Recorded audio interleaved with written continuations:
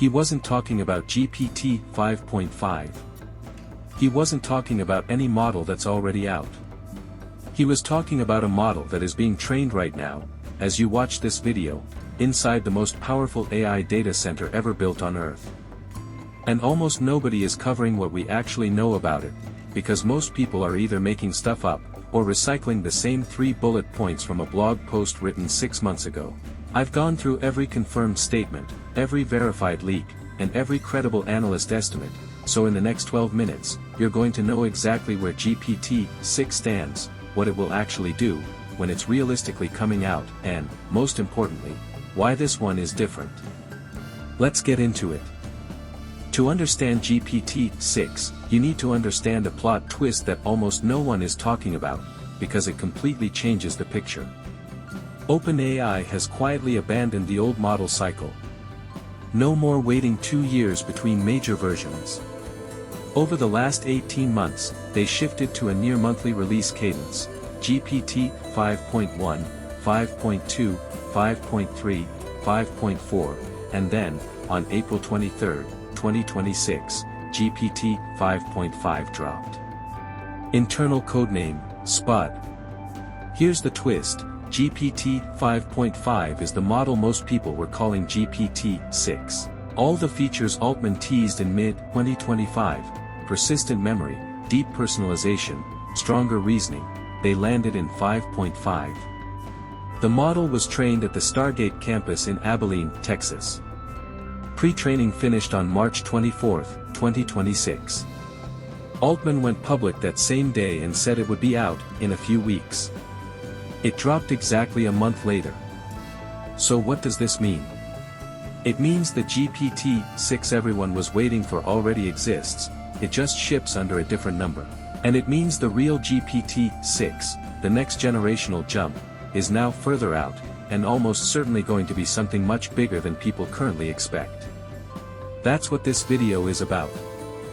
Let me be direct about what's confirmed and what isn't, because there is a lot of noise out there.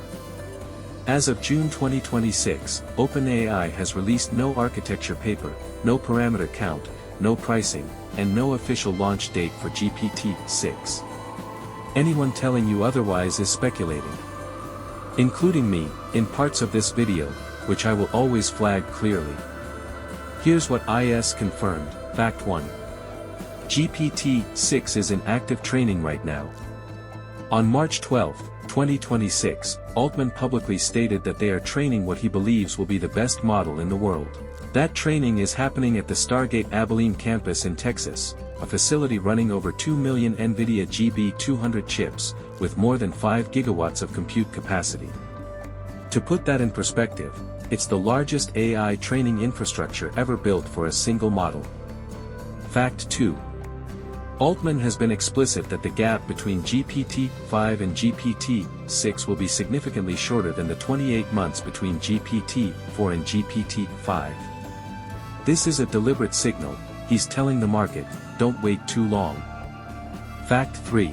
Prediction markets, specifically Polymarket, which aggregates estimates from thousands of analysts with real money on the line, assign very high probability to a release before December 31, 2026. The strongest consensus is Q3 to Q4 2026, meaning between July and December. That's your confirmed baseline. Everything from here is educated speculation, and I'll tell you exactly how confident I am in each point. This is the section most videos get wrong, because they list features as if they're all equally certain. They're not. So I'm going to give you a confidence rating on each one. Altman has called this the single most important feature of the next generation system. Not as a vague idea, as a core design priority he's repeated across multiple interviews. What does persistent memory actually mean at this level? Not the limited, session-based memory that exists in ChatGPT today. We're talking about a system that knows who you are across weeks and months. It remembers your ongoing projects, your tone of voice, your professional context, your personal quirks, and it adapts without you having to re-explain yourself every single time. GPT-6 is being built for autonomous multi-step execution. You give it a goal, not a task. It plans, researches, drafts, executes, in sequence, with minimal back and forth from you. This is OpenAI's direct response to competitive pressure from Anthropic's Claude, Google's Gemini, and a wave of specialized agent frameworks. GPT-6 is the answer. Think about what this means practically. Instead of asking ChatGPT to write an email, you tell it to handle your entire outreach campaign. Instead of asking for a summary, you tell it to research a topic, synthesize sources, flag contradictions, and deliver a structured briefing. That's the direction this is heading. This goes beyond memory. Altman has described a future where users can customize not just how the model responds, but its actual worldview and perspective. A model tailored to your field, your values, your communication style, not a one-size-fits-all average built for everyone and optimized for no one. OpenAI has been working with psychologists on this, measuring user well-being over time as the model becomes more personalized.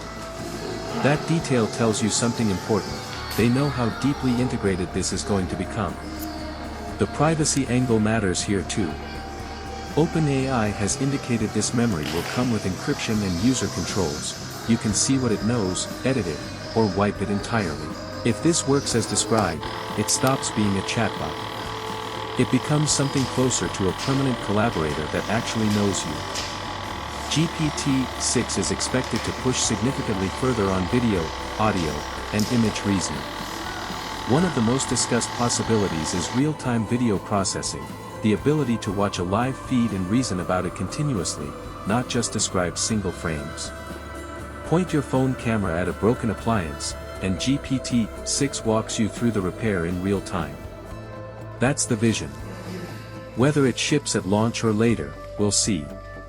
One of the most consistent criticisms of GPT-5 was confident misinformation, logic errors presented as facts. OpenAI has flagged reliability as a core priority for the next generation. If they make this structurally better, not just incrementally, but meaningfully, it opens up entirely new use cases where you simply can't afford to have the model make things up. There's one more thing I want to flag, and I think it's underappreciated. GPT-6 might not be called GPT-6. OpenAI has already shown it's not precious about version numbers. GPT 5.5 absorbed the features most people associated with GPT-6. The model that comes next could be called GPT 5.7, GPT-6, or something entirely new, potentially tied to the Stargate brand or a new product direction. Analysts at VoiceFlow and LifeArchitect have both made this point directly: plan for a major capability jump, not a specific model name. So when I say GPT-6 in this video, I mean the next significant generational leap from OpenAI, whatever they end up calling it. Don't get fixated on the number. Okay. The question everyone came here for. Here's what the data actually supports. OpenAI confirmed training started between December 2025 and early 2026 at the Stargate campus. The full Stargate hardware infrastructure won't be completely online until the second half of 2026. Analyst consensus and prediction markets both point to Q3 or Q4 2026, with the highest probability window around September through November. My read? Fall 2026. Most likely a staged rollout, plus, team, and enterprise users first, then API access in the following weeks. Same playbook as every prior major release. Could it come earlier? Yes, if training goes smoothly and safety evaluations clear fast. Could it slip into early 2027? Also yes, OpenAI has done it before and they'll do it again if they need to. What I can tell you with confidence, if you see a headline right now claiming a specific date in July or August, they're guessing. There is no official date. There is a realistic window, late 2026. Mark your calendar for Q4. If it comes in Q3, it's a pleasant surprise. I want to close with something that gets lost in the feature lists and the dates. GPT-6, if it delivers, isn't an incremental upgrade. It's a different kind of tool. The difference between an AI that only knows what you told it 5 minutes ago, and one that knows who you are and what you've been building for months, that's not a feature improvement. That's a fundamentally different relationship with the technology. The difference between an AI that waits for your instructions, and one that can set goals, plan, and execute autonomously, that's not a productivity boost. That's a different model of how work gets done. And here's the part that doesn't get said enough, these shifts come with real trade-offs. More memory means more data. More autonomy means more decisions made without you in the loop. More personalization means a system that's harder to step away from. OpenAI says they're actively tracking user well-being over time as these models get more integrated into daily life. That's a serious statement from a company that doesn't usually talk that way. It tells you something is changing, not just in what AI can do, but in how dependent people are becoming on it. The people who understand both the capability and the limitations of these systems will use them well. Everyone else will either overtrust them or underuse them. Neither is a good position to be in. That's what this channel is for. That's everything we know about GPT-6 as of June 2026. The moment OpenAI makes an official announcement, I'll have a video up. Subscribe and hit the bell so you don't miss it. If this was useful, a like takes 2 seconds and it genuinely helps this video reach people who want real analysis instead of hype. One question for the comments: which feature do you actually care about most, the persistent memory, the agentic capabilities, or something else entirely? Or are you skeptical this will live up to any of it? See you in the next one.